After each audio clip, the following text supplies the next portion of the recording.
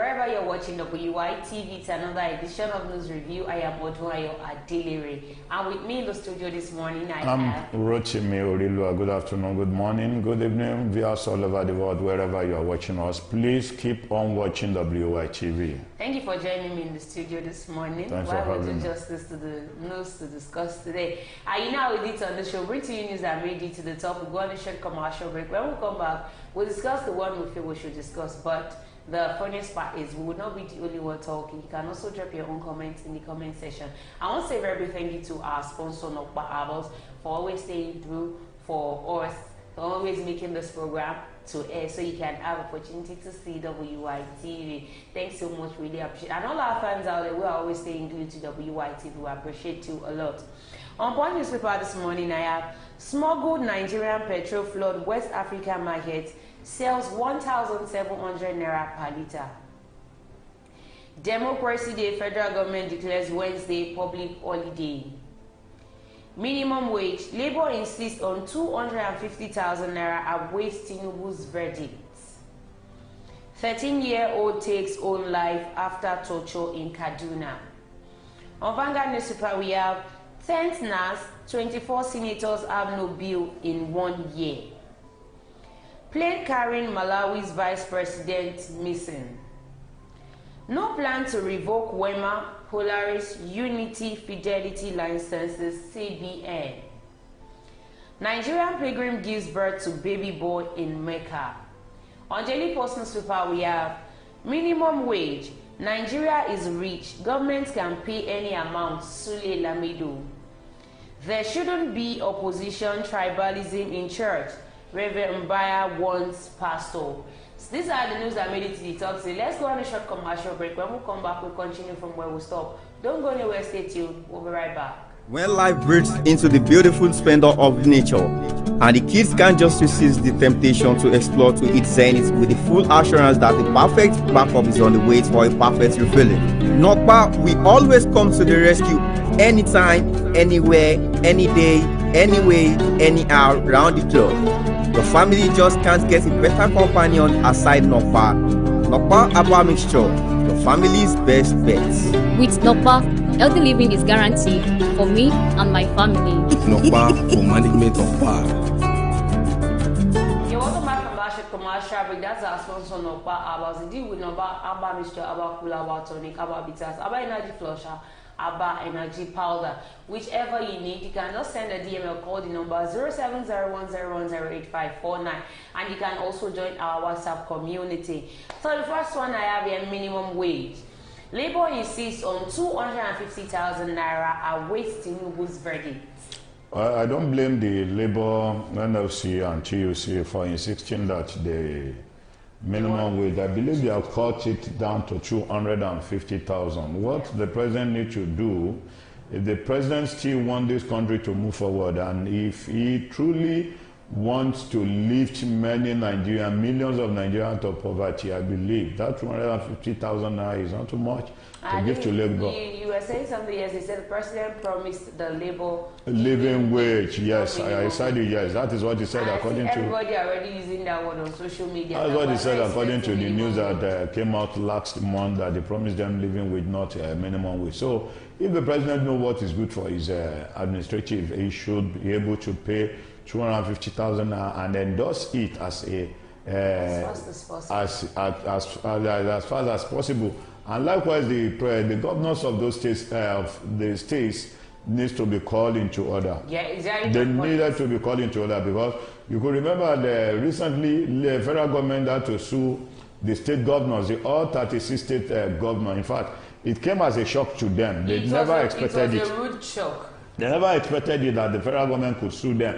Because you see, all this local government that we are talking, autonomy for local government, these are the set of people that when the election is around, you people go to the grassroots, you lobby, you go to them one-on-one, talk to them, to canvass them, to seek their hands in to seek their hand in vote. At the end of the day, after voting you into office, you forget about the development that is supposed to be done throughout the the local government era. So I want to urge the President of the Federal Republic of Nigeria, if let me say, if this is being endorsed, you need to cut down the expenses of the governors. Those that are working with you, you need to cut it down at least for you to be able to get some fund to pay for the Nigerian labor. I think you already scored the point. You hammered it already that the governors needs to be called to order. Because now if the federal government implements 250,000 naira, and for federal government to implement 250,000 naira, there has to be a consensus between all the governors of the state. Exactly. But now the governors are coming to a point whereby all of them are coming in one accord to tell us that they don't have more than 60,000 naira. But how much is their salary? They don't want to care how much their own salary is. There's a saying that says in my dialect that says, my own is just I should be okay, I should be fed, well fed. I don't care if any other person is actually lacking food outside there. I think that's what the state governments are actually doing, which is not supposed to be. Organized Labour has insisted on its 250,000 naira minimum wage proposal, stating it would not negotiate what is described as starvation wage. The Assistant General Secretary of the Nigeria Labour Congress, Chris Onyeka, said Labour would not accept the latest offer of 62,000 naira and the 100,000 naira proposal made by some individuals and economists. This was as the NLC President Joe Ajero said the unionists were waiting on President Bola Tinubu to consider Labour's offer. Ajero said this in an interview with journalists on Monday at the ongoing International Labour Congress taking place in Switzerland. On Monday, the Office of the Secretary to the Government of the Federation disclosed that the Tripartite Committee on National Minimum Wage had submitted its report. Last Friday, the Tripartite Committee concluded its meeting with the federal government and the organized private sector, while the government and the OPS agreed on 62,000 naira. Labour, on the other hand, demanded 250,000. However, the Nigerian government, the Governors Forum, in a statement said any minimum wage higher than 60,000 naira was not sustainable. That if any money comes into the pockets of the state, definitely they are going to use everything to pay for the workers' salary. Even when the money comes out, they will not be paying for the workers' salary. What do they use the money for? Exactly. What do they use the money for? Most of the governors, the way they run their state at times, you begin to wonder, do we really have governor in this state? And most of the monies that normally come, what about the 5 billion naira palliative fund that was being given to them by the president? At the end of the day, a single bag of rice of 5 kg was given to a CDA that contained almost 60 houses. At the end of the day, I wonder why some governors will just come out and begin to open their mouths that it was political propaganda, that the opponent was using it to campaign against them, that the rice is not meant for the rich, it's meant for the poor. When the subsidy was being removed, is it removed for the rich? Or is it removed from the poor? It was removed for everybody. Everybody was affected. Yeah. So anything that comes from the federal belongs to every one of us. I always get to them and they will know what they are supposed to do. They will do what they are supposed to do. They should do the right thing at the right time and not do the right thing at the wrong time. The right thing at the wrong time is not acceptable in Nigeria anymore. And I would really wish this NLC will stay true to their ground, because I'm beginning to see them as if they are shifting grounds already. From 615,000 naira to 497. From 497 to 494. To 250,000. To 494. Now you're on 250. So what is the assurance that you're not going to come down from 250? Because all they've been saying is, that's our last, we are not going back, and at the end of the day, you still see them changing their price and all that. So they need to be sure, they need to reach a consensus as well. The governors are telling you we can't pay more than 60,000. Then you two should stand your ground. If that is what you want, you are not going more than 250. Whatever meeting they have with you and it's not going in line with what you agree on, then that meeting should not hold. If that is truly what you want, if truly you want to. Exactly the point. Exactly the point. This one says, still on that minimum wage, Nigeria is rich. Government can pay any amount. Sule Lamido. I love that statement that comes out from Sule Lamido, that Nigeria is rich. You see, this set of people called the so-called cabal that has been ruining, don't let me say rule, that has been ruining the affairs of Nigeria. They know where the money is, they get the money. Because everybody believes, by voting them into power, they believe it is their turn to embezzle. And nobody else can just come out to prove them. Like, you remember when President Muhammadu Buhari was about to leave the office, he said nobody should come after me. That anybody that feels he should come after me, that feels he can do that, he should try him, that he's going to face the consequence of his own wrath. And nobody has ever gone after Buhari. Look at the issue, look at what happened in America. Joe Biden, Donald Trump, the ex-president, was being charged and he was being charged to court. At the end of the day, he was guilty. That's the law. But in the history of Africa, it has never been done in the history of Africa. They believe they enjoy immunity. Why you see, okay, let's calculate it like this. For instance, now, a governor that left the seat, that run for 8 years, has a certain amount of money, life pension.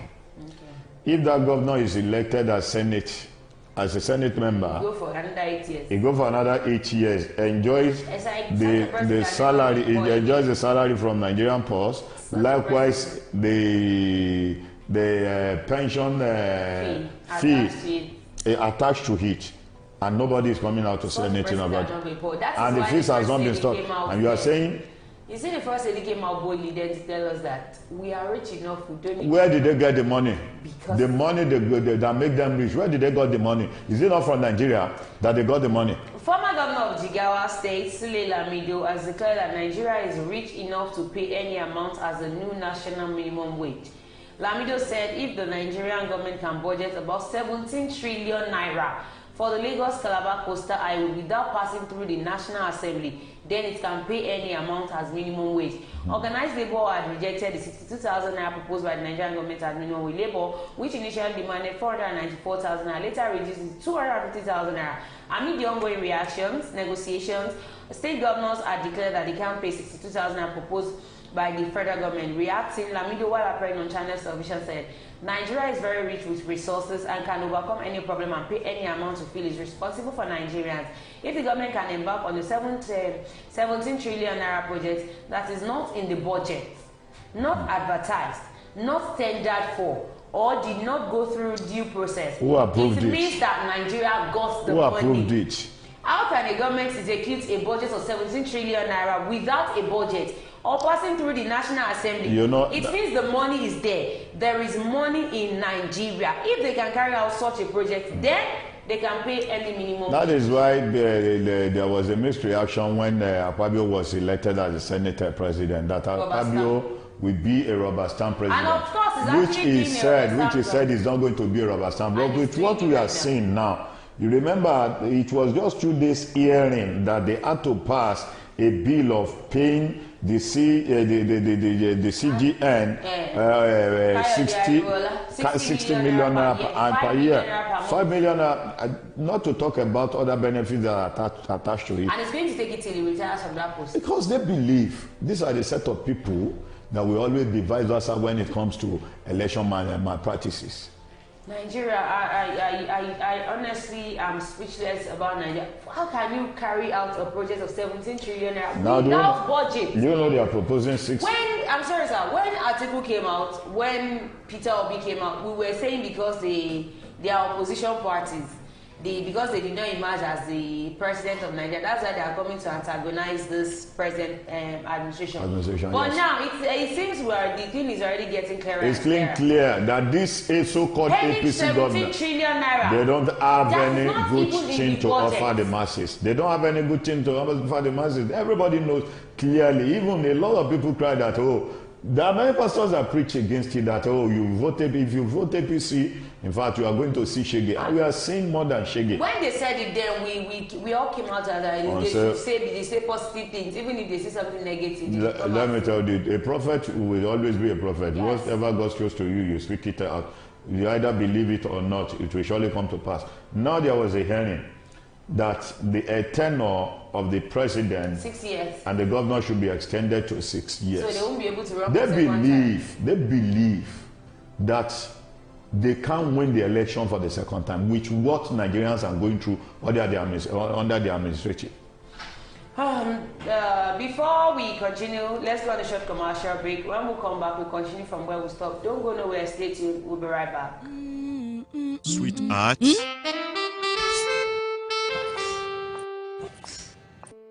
I can't afford to be late for this meeting. You gave me the same excuse every day. I always tell you the truth every...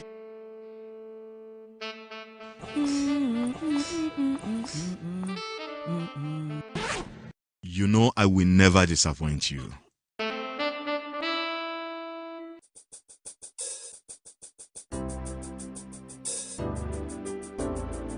Everyone needs a hero like Nokpa. After Nokpa. It is always Nokpa. Nokpa for management of power. Welcome back from Basha Commercial Break. That's our sponsor, Nokpa. You can also be a sponsor and you can as well bring in your advert. Let's advertise what you are selling to the world for the world to see. So the last but not the least here says there shouldn't be opposition, tribalism in church.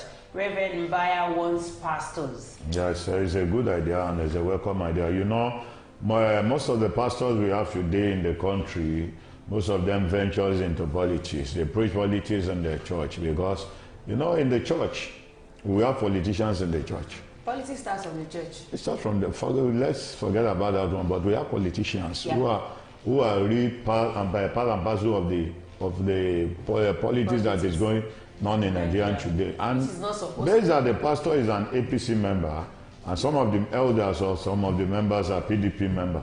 If I were to know in the church, if that pastor if care is not taken, the pastor might end up disorganize the church. I feel church is a place where everyone we converge in to pray to our Maker, which is God.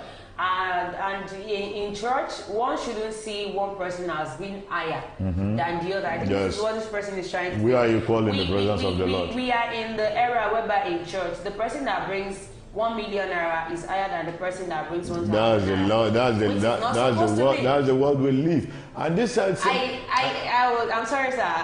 You do use one as an example. I think you said you witnessed it in Ogun State.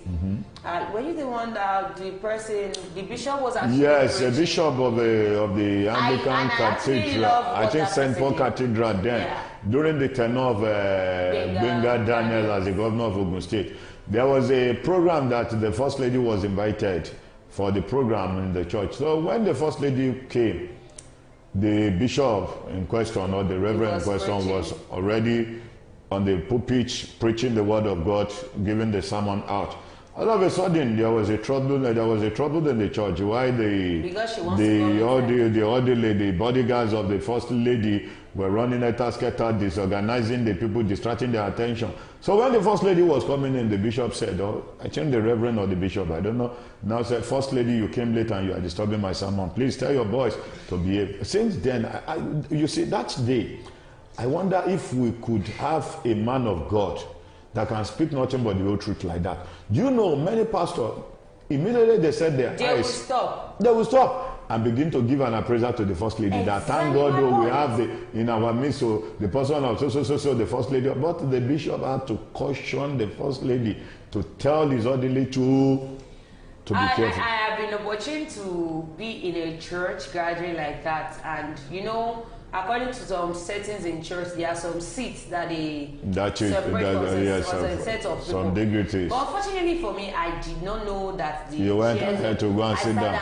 You need to see the way I was being chased from that chair. I was like, is it not chair that was sitting on it? No. It is for, that's when they say, Baba Joe, So in church, we now have places that are separated from people. When you talk of Orthodox churches, that has been the foundation right from the beginning, that they have the separate church for all the chiefs or the officers of the church. The president of the Church of the Brethren Nigeria, Reverend Daniel Mbaya, has cautioned gospel preachers against disrespecting the sanctity of the pulpit.